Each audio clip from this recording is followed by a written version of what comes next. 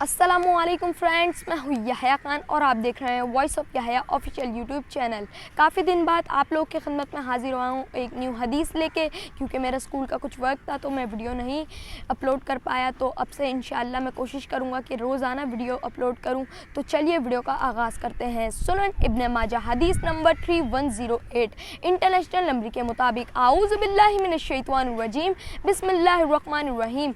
रसूलुल्लाह सल्लल्लाहु अलैहि वसल्लम ने फरमाया, किसी दुख के आने पर भी मौत की दुआ ना करें, बल्कि चाहिए कि यूं कहे, ए अल्लाह मुझे ज़िंदा रख जब तक ज़िंदगी मेरे लिए खैर का बाइस है, और मुझे मौत जब दे जब मौत मेरे लिए बेहतर हो।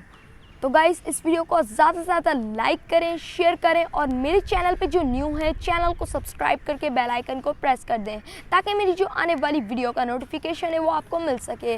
मिलता हूँ अगली वीडियो में, जब तक के लिए मुझे इजाज़त दीजिए। अपना बहुत सारा ख्याल रखिएगा और मुझे भी दुआ में याद रखिएगा। अस्सलामु अलैकुम वरहमतुल्लाहि वबरकातुहू।